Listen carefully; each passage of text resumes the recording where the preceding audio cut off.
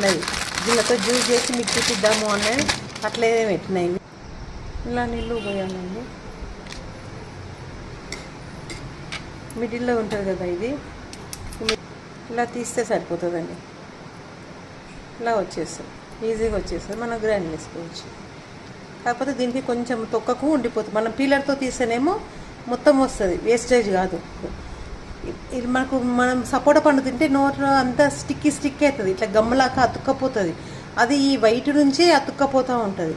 ఈ వైట్ దాన్ని తీసేస్తే నీకు స్టిక్కీ కాదు, మంచిగా ఉంటుంది. ఇట్లా తీసేయాలి. కూడా కొంచెం ఉండిపోయింది. అయితే పీలర్తోనైతేనే మొత్తం వచ్చేస్తుంది. ఇది మర్చిపోయి తిన్నాం అనుకోండి, పెదవులకు అంతా ఇలా వైట్గా గమ్ములాగా అతుక్కుంటుంది. ఇట్లా మనకు పెదవులు కూడా అతుక్కపోతాయి. నాలుక కూడా కొంచెం ఇట్లా ఏదో ఒగురు తగిలినట్టుగా ఉంటుంది. ఈ భాగం మధ్య భాగం తీసేయాలి.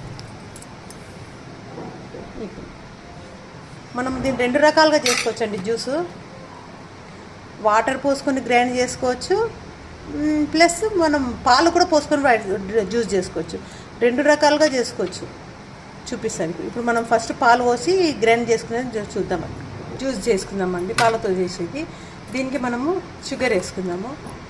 2 స్పూన్స్ సరిపోతుందండి. ఆల్రెడీ తీయగానే ఉన్నాయి పండ్లు కాబట్టి 2 స్పూన్స్ వేసిన. ఈ మిల్క్ పోయాలండి. మనం షుగర్ బదులు దీనిలో కండ చక్కెర కూడా వేసుకోవచ్చు.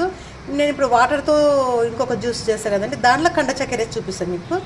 ఈ పాలు కొంచెం పోసుకుందాం. మనం కొంచెం పోసి గ్రైండ్ చేయాలి. జ్యూస్ అయిపోయిందండి. పాలతో చేసినాం కదా, అయిపోయింది.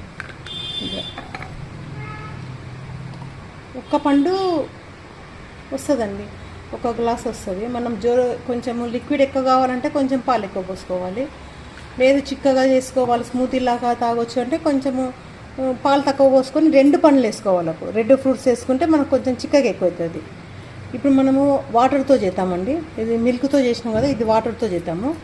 1 పండు కండ చక్కెర, దానిలో మిల్క్ దాంట్లో షుగర్ వేసినాము, వాటర్ దాంట్లో ఇప్పుడు కండ చక్కెర వేస్తామండి. కండ చక్కెర వేస్తాం, కడిగి పెట్టినామండి. కండ చక్కెరను కడిగి పెట్టినాము. ఇప్పుడు దీన్ని గ్రైండ్ చేస్తే ఇస్తాం. ఇప్పుడు ఇది కూడా గ్రైండ్ అయిపోయిందండి. వాటర్తో చేసినాము. ఇప్పుడు మనము ఇదేమో మిల్క్తో చేసినాము గ్రైండ్, సపోటా విత్ మిల్క్. ఇప్పుడు ఇదేమో సపోటా విత్ వాటర్ అండి. Same process. మనం వాటర్ కొంచెం జ్యూస్ ఎక్కువ కావాలి, లిక్విడ్ కావాలనుకుంటే వాటర్ కొంచెం ఎక్కువ పోసుకోవాలి, అంతే తేడా. కలర్ అప్పుడే చేంజ్ ఉంటుంది చూడండి. మిల్క్ సపోటా, వాటర్ సపోటా జ్యూస్ అయిపోయిందండి. చేయండి, షేర్ చేయండి, సబ్స్క్రైబ్ చేయండి. థ్యాంక్స్ అండి.